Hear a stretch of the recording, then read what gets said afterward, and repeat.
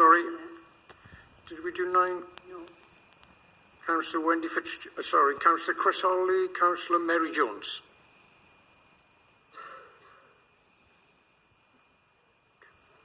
Right, Councillor Peter May. Okay, thank you. I tagged on to the end of this question. Thank the Cabinet member for the answer, first of all.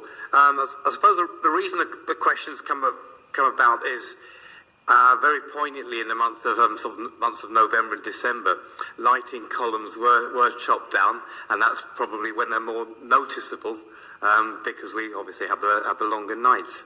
In my particular ward, there were 2 columns taken down from Oakwood Road without replacement. It had a profound effect on the street, particularly in the winter month. I hadn't heard in quite a long time as a councillor so many complaints and the phone come on such an issue of lighting. Did prompt me to talk to officers. It did allude that there had been some sort of a stock report carried out on the state of lighting columns in the city, and there was actually some sort of a programme or a plan to chop down columns, obviously because they were unsafe. Fully appreciate that. What does concern me, though, is that when constituents have either phoned the department or inquired, that there is no sort of plan for replacement options. Could be members could dip into their community budgets at the cost of around £700 per column. Okay, willing to help, but is it really the ethos of a community budget to replace what I believe should be a statutory service? Is there, first of all, a report that members can see, so at least that they can brief their constituents or get a heads up of when the next lighting column is going to be chopped down without replacement? And please, can we have a coordinated plan for replacement? Because at the moment, in my ward, I can think of about five streets where columns have been chopped down. I've asked, and there isn't actually a plan to actually replace them. So please, could we sort of up the priorities a bit on this, because it is winter time, nights are short, and it is having a profound effect on our streets. Thank you. Mark Thomas. Yeah. Firstly, on the report that you allude to, there is an asset management programme being cleared with officers in preparation for a report so that I can bring to Cabinet at a future Cabinet meeting.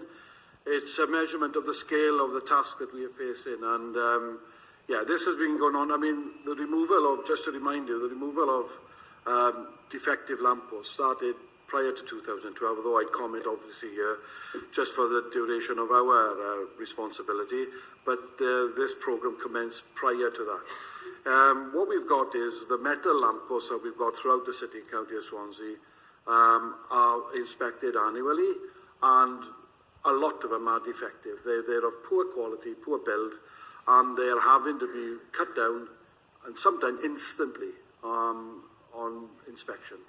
So there's no time to have a debate about it. So they removed on health and safety grounds. Now, what we haven't got, and I've never had, is a budget to replace these. There are hundreds of them that are there. So when you mentioned it's £700 to replace it. So what we have is a small amount of money in our existing budgets to look at some replacement of some. So what happens is officers, and the priority list lies with officers. It's in areas like schools, or, for example, if 3 or 4 consecutive lamps have been removed, then they are put on a priority list compiled by officers, and we tackle some of them at a time within the current budgets. That there isn't money to allow us to do more at this time, hence the report that I want to bring to Cabinet. It is going to require a substantial investment from this authority, one which we will inevitably go into Welsh Government to seek assistance and help from as well, as we've done with our LED replacements, etc. You referred to then, is there something that members can do? Yeah, members currently do. In some cases, yes, there's an opportunity for members out of their allowances, community budget, to go along and look for repair or replacement of these. But as I said, we've got very limited resources to do this, but obviously, as I said, it's done on a priority basis. But I am aware that some have been removed in the Uplands area over the Christmas period, and you are right.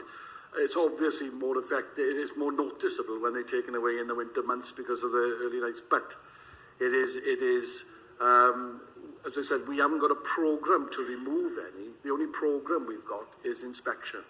And that inspection, when it finds a fault, they have to be removed. So it's not something we're comfortable with or happy with. But as I said, it's the situation we're in, and we will be seeking through this report to be able to put at least a procedure in place by which we can look to replace as many as we can find funding for.